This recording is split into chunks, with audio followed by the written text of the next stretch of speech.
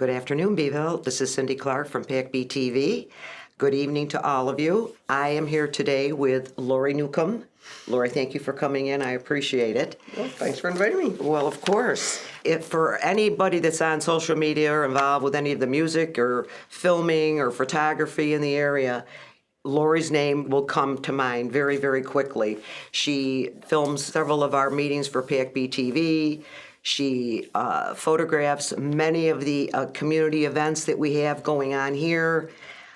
She takes the pictures for Winterfest. She's involved with the CNY Folks March. She's on the board. Last year, she won an award from the Sammys, the Jack O. Bocchino Spirit of the Sammys, for her support of all the local bands. And she gets involved in just about everything in the community. She is employed with the Messenger Eagle newspaper. She has been for almost 50 years, am I right? Yes. That's a lot of years, Lori. That is. But she agreed to come in her spare time here. She agreed to come in and talk to us today about how she got involved in all of this, because there's so much that she's involved with the community, where she works, everything. And so we wanted to kind of have her walk us through it to let us know how she did and why she did it, and she's just involved everywhere. But anyways, what got you going? We maybe going back many years, I don't know. How'd you get started in the photography and doing the community events and the bands, and what got you going on all that? Well, I bought back then, obviously, a film camera. And the first thing I did is I went out to Chittenden Falls and totally changed the f-stop between everything to have the water flowing to the point where the water actually stopped, just so I could see how the camera actually worked. So I did some more outdoor kind of photography more than anything at that point in time. And then it was more of pictures of family, because I wasn't doing bands and all those kinds of things, at a 18-ish. As much. So I just did those kinds of things and learned the camera a little bit, but I never really got into anything major back then with the camera.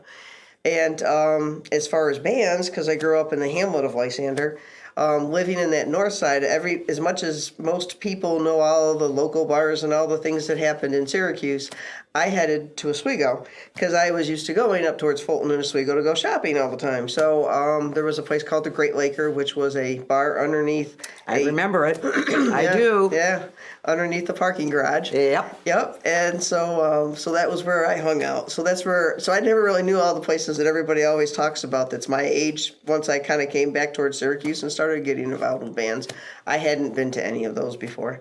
So that's how I got involved with bands, is trying to watch all of that side of things. And so then eventually, when I graduated out of school, and then I ended up going to a Winterfest with a friend. We did one like the Wing Walk or something, and a band was playing, and I was like, oh, well, that's kind of cool. They were neat. So I decided, maybe I'll go watch a band. So I ended up relatively local over here at the Western Ranch over on, I know that too. On 690. And so I went over there because there was a band playing and they told me it was going to be there. So I kind of stood off on this little wall all by myself on the side, and a couple people said, hey, come on over, join us. And, so that's how I started to watch one of the local bands, which was Midnight Mike Petroff. So then they ended up telling me about another band that, we might have a harp player in this one, and then it just kept growing. Oh, how about this band? How about that band? So then I experimented with different places to go and things along those kind of lines. And then at that point, I decided to bring the photography into it, because then I just went out to watch the bands again, much like that I had done when I was 18 and a kid going up to Oswego. I didn't do any photography. I just went up there to watch the bands. Right. So this became putting the two together, because I ran into a couple people that always had their camera there. And I'm like, well, maybe I could do the same thing. Let's see what I come up with. So I started taking pictures and videos of bands, and I'm on like my third camera. I've stepped up enough in the cameras, but I don't want to go to something massive. I'm not going into, my cameras are probably costing me about $400 or $500, and not these, $1,000 and more. It has the lens is all within it, so I don't have to go through and change all the lens.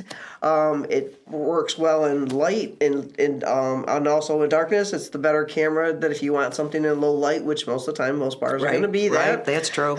So with that happening, it just was the nice enough camera that I can do that. And the neat part about it too is that while I'm shooting video, I can actually hit the button and take a picture at the same time. So, and it doesn't stop the video. It doesn't even give it a bleep, and it doesn't stop the video from running. So I didn't know you could do that. So yeah, so I've learned something new today. See what kind of cameras I have. yeah. So I like that option because sometimes, you know, if I really do want to get something, I can also do two things at the same time. So, you know, and then I can go back and look at them and see what I like. So Now, what brought this to the attention of the Sammys? well, the Sammys is based on it's artists that have put out original music in the previous years, so they turn it in, and then it's judged, and usually a lot of times it's being judged by out-of-state people, and it can be a single, it can be an album, it can be whatever. Doesn't even have to have a band because one of the bands that won this year, they don't even have a working band that's out performing. But they still made music, so they can still turn it in. So it's based on originals, and so a few years ago, when Jack was still alive at that point in time, he has since passed from cancer, but they started an award in his name, and he was mainly taking pictures of bands all the time, trying to help them, and just at that point, Facebook was around, so, you know, putting pictures up, and everybody liked it. So luckily, I ended up shooting a full video of his acceptance speech, which everybody absolutely loved and has been shared for many times. And by the next year, he had already passed on. So they continued the award at that point in time in memory of him, and that's why it's called the Spirit of the Sammys.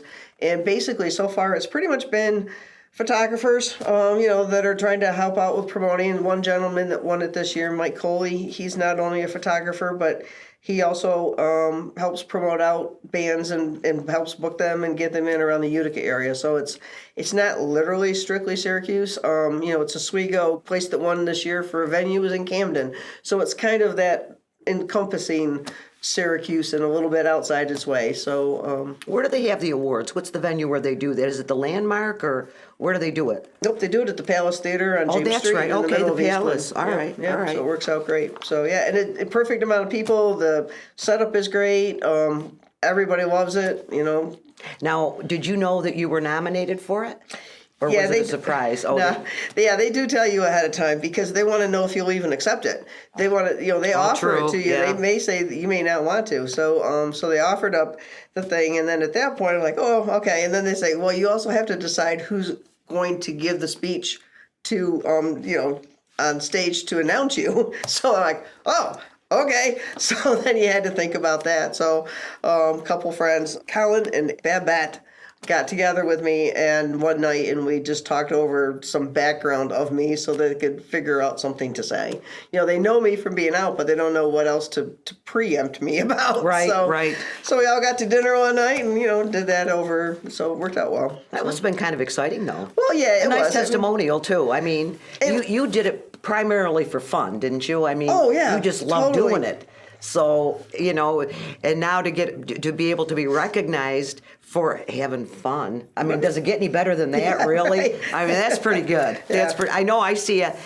I remember I've asked you different times at different events, gee, could you send me some of those pictures? Because maybe I wasn't sure what to do with my phone at that point or whatever, and your pictures were always much nicer. So you very kindly shared some pictures of some of the events around because, I mean, wherever these main events are, I see you all the time because you're always there. Yep, I try to. Just pretty much every event and big involvement in the community, and I think it's great. Right. I think it's great. Thank you. And I've watched you over the years. I've known you a long time, Yep. and I knew, I see your posts on Facebook, and you're everywhere. You go to the events, you go to the bands, you go to the awards ceremonies.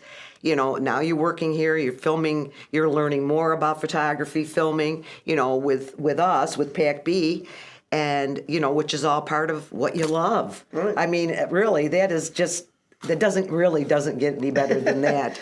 Yeah. But that backs up to you, actually, because you're the one that came to me and said, would I be interested in doing filming for PAC-B in the board meetings?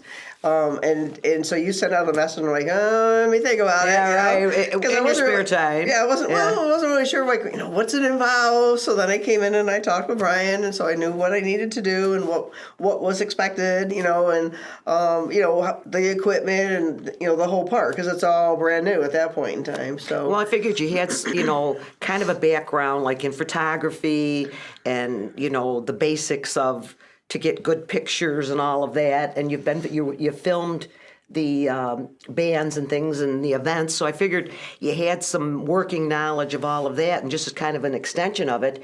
And again, having fun.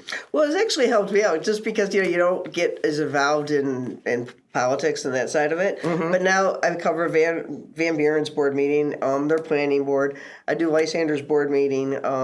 I do the village's planning board, zoning board, and architectural board. Well, you can never leave. You know that.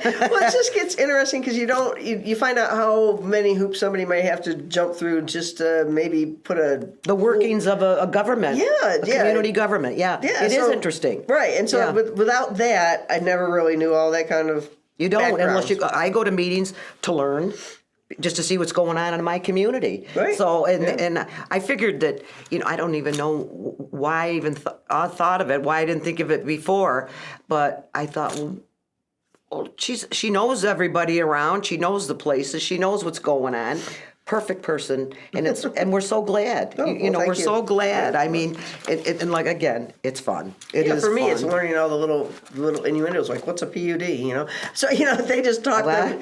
When you go to a board meeting and they have a PUD in a zoning type okay. thing. So now I'm learning all the, like at first you're going, what is that? And then like you finally, I just said. Yeah, what is that? I got to find out. So so it's adding knowledge to me because now I'm finding out those extra little things. So Well, it's good though. It's always a learning process. And I don't know if anybody knows. I go in some of the grocery stores. You get the free magazines, over 55 and all of that. And I always get the magazine here. It's called Syracuse Woman, and it's a free magazine, and I pick it up every month. It comes out monthly, so I usually know of somebody or know somebody. So I happen to be going through, and lo and behold, there's Lori Newcomb. So she is in this edition, the March edition here. There's a beautiful article that talks, there's more information about her probably than we're going to go through here, and kind of a little bit of her background, her history, growing up, how she got involved in all of this. But here's another fine testimonial to what you do, what you've done over the years, what you've been involved in, what you've brought to the table in your community, because you've lived here in this area your whole life, haven't you? Right, yeah. Yeah, now, and I think you live in Van Buren now, don't you? Correct. Yeah, okay, I thought so. Thought so. Things have really worked out very well, and we're glad that they have for you. Yeah. So what do you see down the road? Do you see anything different or any veering off some of this, or just continuing on with the bands, or I don't know, what do you think? Just probably continuing on. I don't really. I'm not a goal setting kind of person in any way, shape, or manner.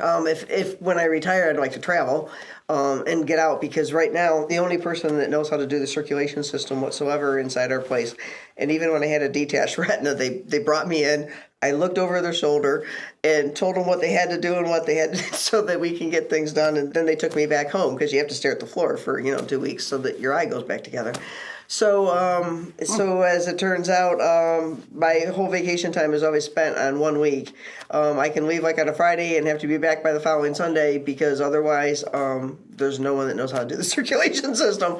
So part of me is like, I might actually like to go to Europe or someplace, I know, for wouldn't that 2 be weeks. fun? That'd be Yeah. kind of fun. So a friend is doing that all the time. So she takes her sister all the time. So we might do something like that down the road. But other than trying to be able to have some flexibility, a little more flexibility, at least on that side of things. Well, that would be nice. I mean, you paid your dues. Again, it's something that you enjoy doing, but still, it'd be nice to be able to have the freedom. And I'm sure that whatever you did or wherever you went, you'd bring your camera with you too. I mean, that's just part of it. How you got involved, like you said, like in high school, 17, 18 years old?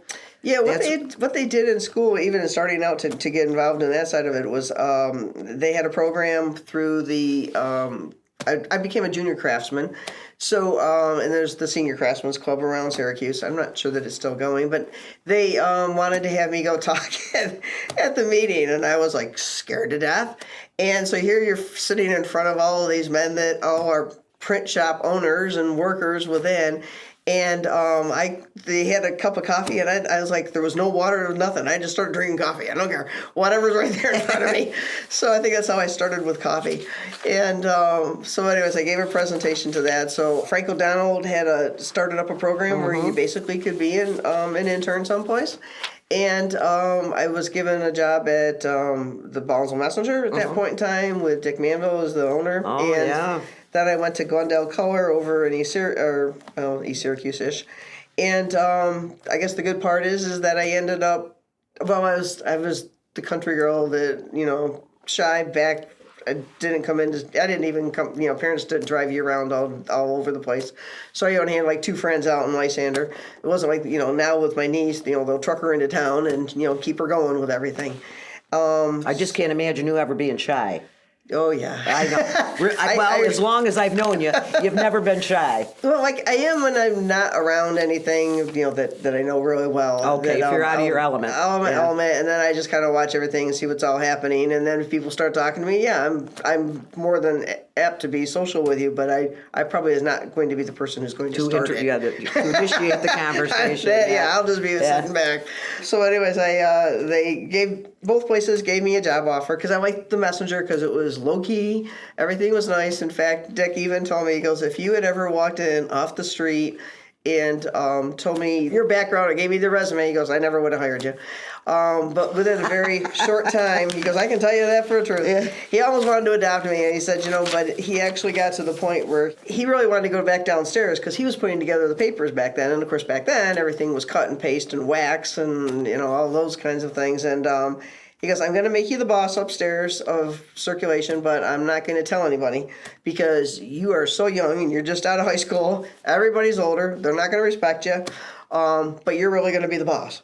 So he goes, that way I can go back downstairs and start really kind of running the business more. So, and that's just what it was, because I came in and was the proofreader, helped fly the papers off the press.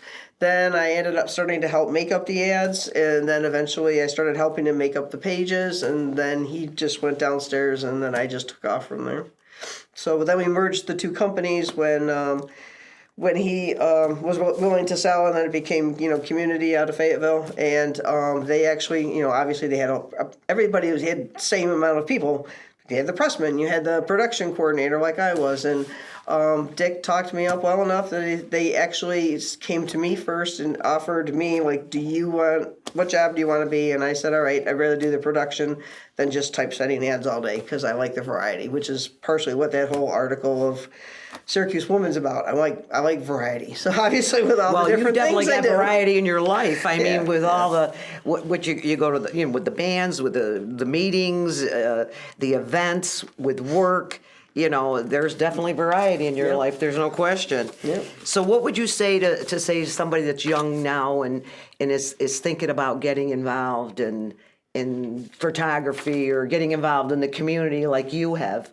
Would you, after you've gone through it, do you have any advice, or just say, just do what you feel is right? I mean, I've had a couple of people approach me because they have nieces, nephews, whatever, that want to get involved, and I'll say, and nowadays people have a tendency to think, I want to get paid for everything, but sometimes you have to start out with not getting paid for something and just getting something in there. So, take some pictures and turn them into the local newspapers, and they'll probably put them in there, and then you start getting your name out there, and they start seeing your pictures, and then maybe you do get hired on by somebody to become a photographer, say for, Syracuse.com, and you get sent out, and because I know a bunch of the photographers there, once again, one of the people that I know, we're out at the same music events, and he's retired away from it finally, but yeah, so he was always covering, those kinds of things at that point in time. So it's just getting out there and doing it and turning it into a situation where you think you can... Well, get noticed. Now, as far as what's the best way to get the notice? Like Facebook, social media, some types of the social media? Is that Right. what you would recommend now? Yeah, part of it is that because I know that the younger crowd, which I'm not all into the whole TikTok and Instagram and X and all those kind of things. I'm just the old folk of Facebook because I don't want to spend that much time on social media. It drives me crazy. I can literally go 2 to 3 days and never look at my Facebook. It may look like I was on, but it's probably because somebody sent me something through Messenger. I'll have like 195 notifications sitting there going, yeah, I suppose I should look at them. I really just, it starts to drive me crazy. So I can't begin to want to keep up on everything. But the young people, like in getting involved, obviously, is the way to go with, those kinds of things. And Well, TikTok is real popular now. Right, yep. I've never used it. I've never, Yeah. I mean, I look at it sometimes if it's there, but I don't even know if I know how to use it, to be honest Right, with you. But yeah. it's very popular. Yeah, between It that sure and the is. Snapchat, my niece Yeah, is right. all into all those kind of things. So what plays into it there is every time when I have gone out someplace, and somebody goes, "What are you shooting for?" I say, "Oh, it's just me," or else they say, "Well, what's your name?" And then I'll say, "Lord, oh yeah, I've seen you on Facebook." So I've had a lot of people that have friended me just because they already know the band that I might be shooting or something along those kind of lines because they always have seen either videos or photos because I usually things like that. Obviously, I'm going to make public. I'm not going to make them friends only. And the more that it goes and gets shared, the more that it happens. Like one gentleman just this from Winterfest, he's all thrilled because all of a sudden there's 3,000 views on his band that played that day. So he's like, wow, this is great because there was like 8 shares.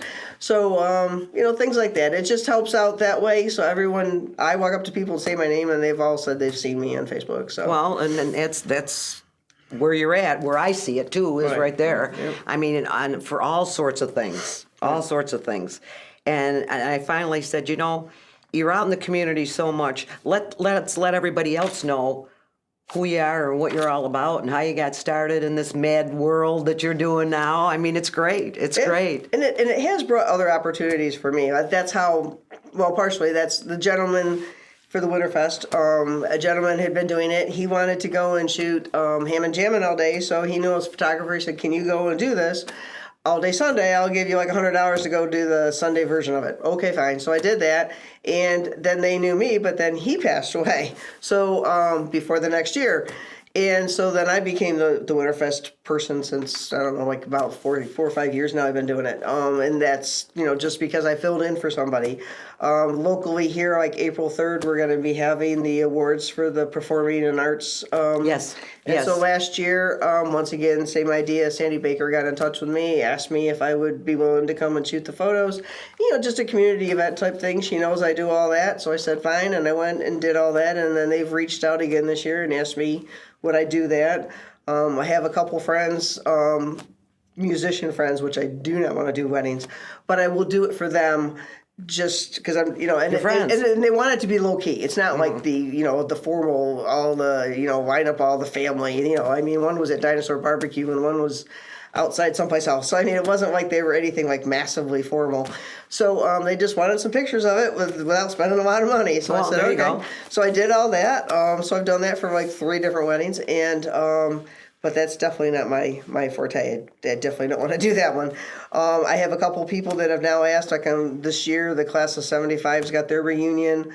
Once again, they reached out and asked if I'd be willing to shoot the photos and just, the candids, and just so that way they can enjoy themselves. Right. They got somebody just yeah. walking around. So I'm shooting that for the class of 75, and another friend that was a sports car club member, which is a lot of what my article is about, is my racing days. She knew me from there, and so she reached out, and they're having their 50th reunion this year. And she, or whatever number it is, 60th, I guess it is, not 50, because I'm coming up on my 50th. Well, I've hit mine. So they're like 60, 65, whatever it is. So she's reached out and asked me if I would come, and they're just doing a one-night kind of thing. And so, I've gotten a couple people say, hey, can you come and shoot our reunion? So just by, as you say, sometimes what does somebody do? It's It's just putting yourself out there, and then somebody knows you, and then somebody all of a sudden asks, "Can you do this?" And that's how. And it doesn't happen overnight. Right, I mean, you've been doing this a lot of years, and then, the more years go by, the more exposure I see that you have, too. I see on social media, and then I'm at events, I see you at the events with your camera, Yeah, I've seen more and more. Right. So that's good. That's good, though. So that's how a nice. young person can get Yeah. going. I mean, just doing things, and next thing you know, I get asked by someone else to do something else. Word of mouth, Yeah. a lot of it, And just word of mouth. sometimes it's just the fun things. Like another friend of mine, Butch Strauss, that has Butch's Transmission. He's going to bring the antique powerboats back to Onondaga Lake this year in June 21, 22. I'm just going to go out there to shoot some stuff just because I know the guy, and it'll be a fun event to do.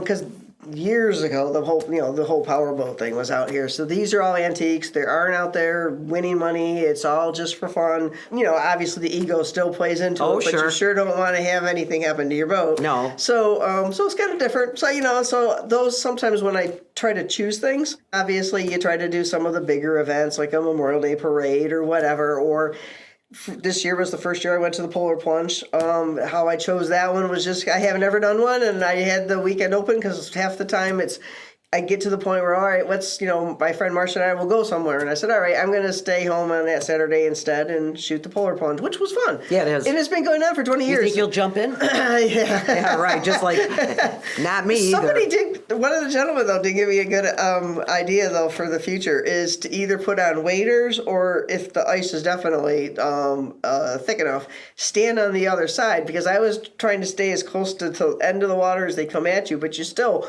once they go in, you're seeing their backs most of the time. Right. That's true. That is true. To a certain degree. They'll turn around and maybe do the plunge, and then at that point, he says, but you really get some really neat expressions as people literally hit the water.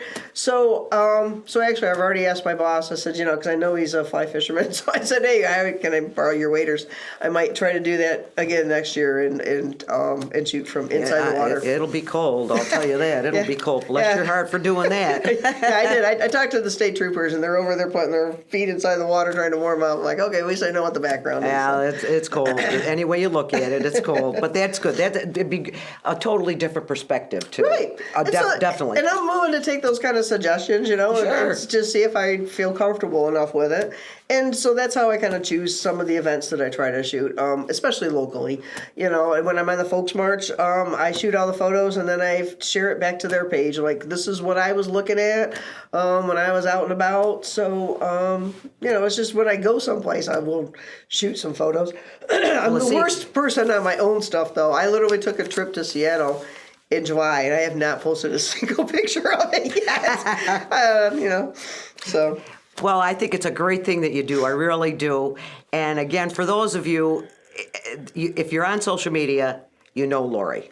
You know Lori. She's had a very great career here, having fun, doing things that she loves.